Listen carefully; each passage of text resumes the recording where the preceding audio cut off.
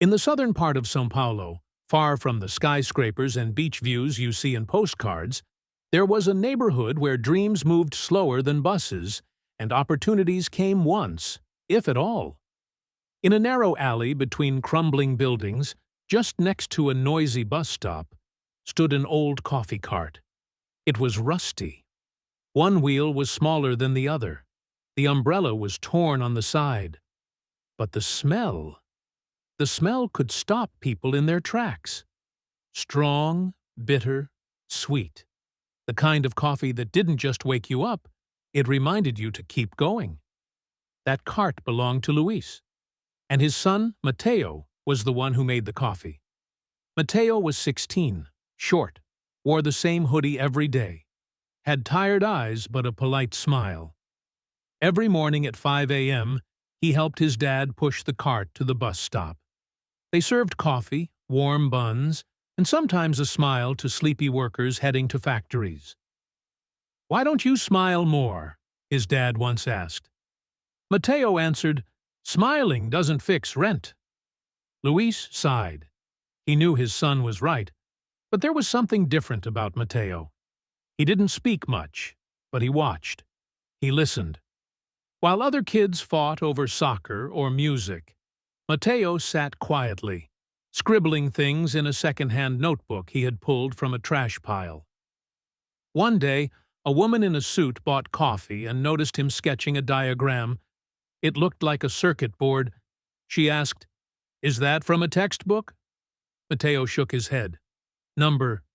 It's from a video I watched 3 years ago." She stared, confused. "And you remember it?" "Every word." She didn't say much after that, but something in her changed. The next day, she brought him an old tablet. "It's cracked," she said, "but it works. You might learn more on this." Mateo couldn't believe it. It was the first thing he ever owned that felt like a piece of the future. From that day on, his world opened up. Every night after the cart was parked back home, Mateo sat on the roof with that tablet, stealing Wi-Fi from a local store, learning about coding, physics, and even English. His fingers were cracked from working, but his mind was alive. He started building things. A broken speaker that played music again. A light that turned on with voice. People started noticing. But as always, life has a way of testing those who dream. One day, Luis collapsed while pushing the cart uphill. Heart problems. The hospital said he needed surgery. Mateo sold the tablet. Then the speakers. Then the battery he had built. Nothing was enough. The cart stopped. The smell of coffee disappeared from the street. For months, Mateo vanished from sight. No one saw him at the bus stop, but behind the scenes, he was working double shifts at a mechanic's shop, fixing engines, scrubbing floors, trying to raise money, and still learning when he could. Years passed. Mateo didn't go to college. He didn't have a diploma. But he had something most kids didn't: the hunger to learn and the will to never stop.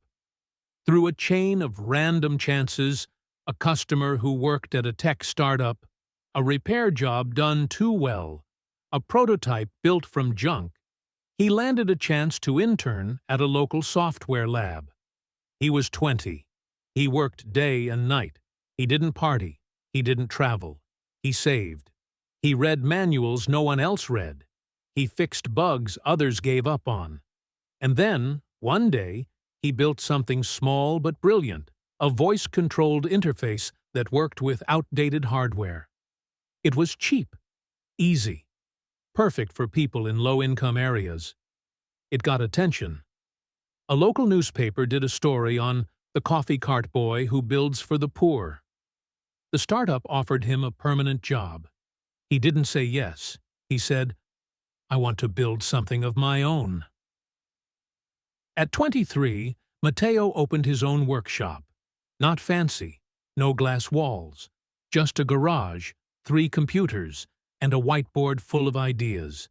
But people came, Young boys who couldn't afford school, girls who dropped out because of bills, men who were told they were too old to start. Mateo taught them all. Today they call it the Cart Lab. It's not just a company, it's a movement. He pays salaries, builds tools for the underprivileged, hosts free classes every Saturday. And if you ever ask him how it all began, he just smiles and points to the old coffee cart now hanging on the workshop wall. Faded, bent, one wheel still smaller than the other, but sacred. Because real success doesn't come from investors or degrees.